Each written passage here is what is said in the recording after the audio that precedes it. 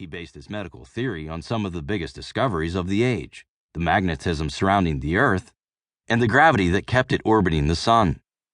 These immense forces touched everything and ruled the cosmos, Mesmer reasoned. Why couldn't they guide the workings of our organs and other vital tissues? After years of training in theology, Mesmer had switched to medicine at the University of Vienna, where he wrote a dissertation titled The Influence of the Planets in the Cure of Diseases. Our bodies have magnetic poles just like the Earth, Mesmer wrote, and being largely made of water, we are as tidal as the oceans. Our physical health is sensitive to the rotation of the stars and wobbles in planetary orbits, he argued. Because these celestial phenomena are governed by the same universal gravitation by which our bodies are harmonized, like a musical instrument furnished with several strings. While Mesmer cited Galileo Galilei, Johannes Kepler, and Sir Isaac Newton in the foundation of his medical theory, it was the work of two Catholic priests that ultimately shaped his healing techniques.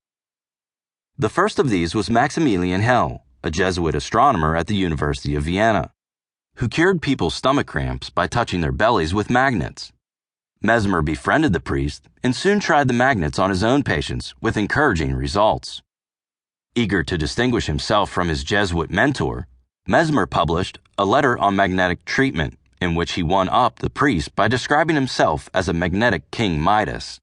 He claimed the ability to summon magnetic energy in paper, bread, wool, silk, leather, stone, glass, water, various metals, wood, men, dogs. In short, he wrote, everything that I touch. Mesmer had shifted the locus of magnetic healing from cosmic gyrations to himself. The echoes of divine healing were obvious, but Mesmer insisted his theory was as scientific as Newton's Principia. Thoughts, beliefs, and expectations had nothing to do with magnetic healing, let alone divine intervention. Magnetism blanketed the Earth, and these healings were simply more evidence of its ubiquitous reach. The proof was in the results. The magnetic energy was invisible, and Mesmer kept the exact mechanism of his control a secret. So a faith of sorts was still needed, but God was nowhere in sight.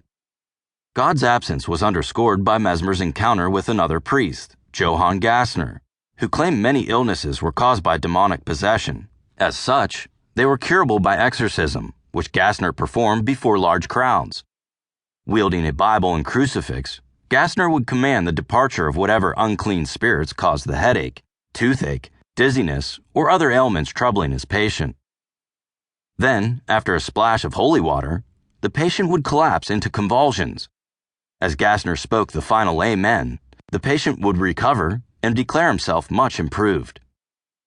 By the time Mesmer began healing a handful of people with magnets, Gassner was casting out pathogenic demons throughout Austria and southern Germany to great acclaim.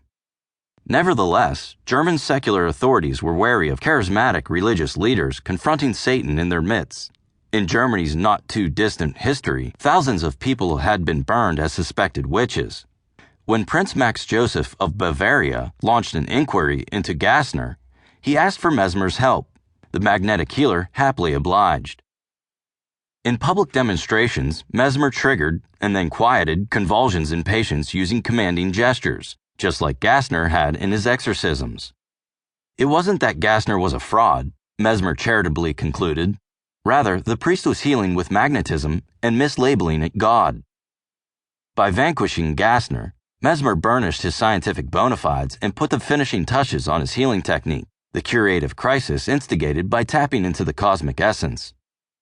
Within a few years of setting up shop in Paris, Mesmer's healing business was booming. He had expanded from 1 backwet to 4, prescribed specially magnetized water, and even magnetized a tree near his house for use by the poor, who could not afford a session with the master. Mesmer had more clients than he could handle. What he didn't have, and what he craved more than anything, was the respect of the scientists and physicians he considered his peers. Desperate for acceptance, Mesmer began presenting them with certificates of cure signed by his patients. First he approached the French Academy of Sciences, then the Royal Society of Medicine, and finally the Faculty of Medicine of Paris, the last of which grudgingly agreed to observe him but were not impressed. In fact, when a respected doctor named Charles D'Elson publicly supported magnetic healing, his colleagues